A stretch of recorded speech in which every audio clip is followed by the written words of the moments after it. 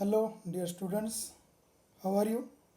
Hope you are fine in this lockdown period. Stay home, stay safe. Dear students, myself, BT Tate, Assistant Professor, Department of Physics, Balbim College, Bid. Welcome in the BSc second year. I am going to teach the paper number 8 of your physics. The name of this paper is Modern and Nuclear Physics.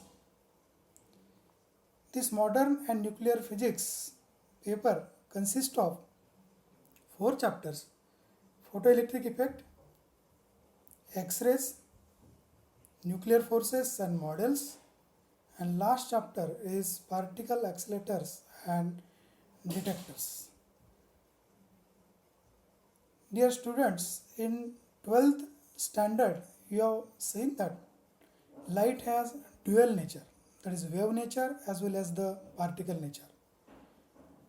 In wave nature we have seen some phenomenon which proves that electromagnetic radiation has wave nature, that is your interference, diffraction, polarization. This proves that electromagnetic radiation, that is light, has wave nature.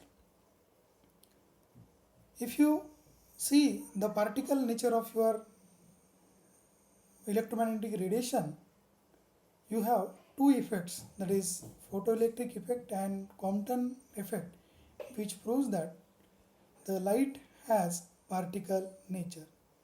So it means that the electromagnetic radiation has dual nature, that is wave as well as the particle nature. So in first chapter, that is photoelectric effect is the first chapter, and we have to see the first bit, that is photoelectric effect. In 1905, Einstein proposed one theory that photon is the elementary element of light, that is electromagnetic radiation is made up from the photon. It emits in the quanta. What are the properties of the photon? A photon does not have any mass. It is a neutral particle. All the quantum numbers are 0 for a photon. In empty space, the photon moves at the speed of light. This is known to you because the sunlight comes through vacuum on the earth. So it means that it doesn't require any kind of medium to travel the photon. Photon is called as the virtual particle. It is not a real particle, but it is a virtual particle. The energy of photon is directly proportional to the frequency of the light incident. So E is equal to h nu, where nu is c by lambda, where nu is the frequency of the light and lambda is the wavelength of the light which is incident on that particular medium. Now let us see the photoelectric effect.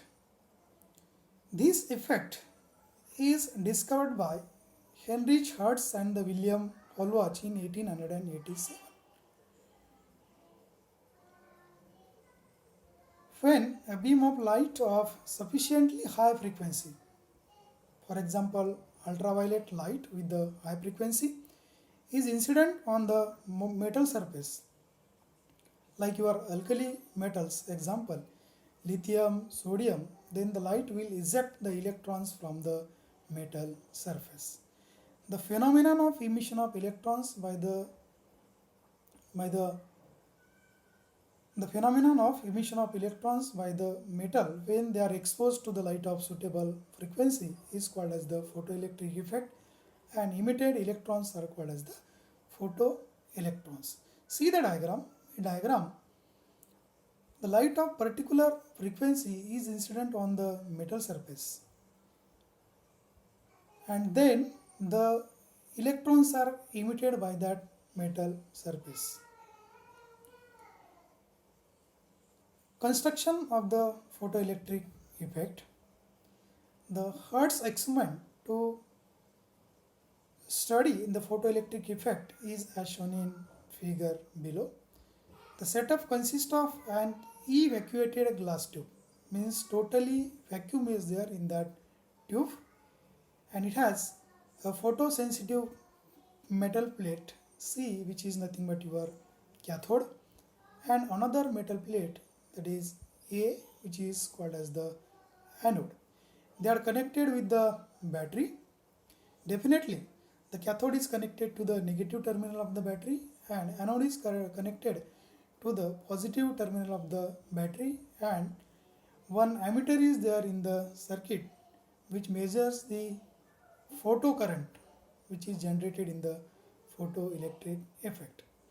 Now, when we incident the light of the particular frequency on the cathode, it emits the photoelectrons and naturally they are attracted towards the positive terminal of the battery, that is anode, and hence the circuit is your complete and we will get the current in that circuit which is measured by the ammeter A.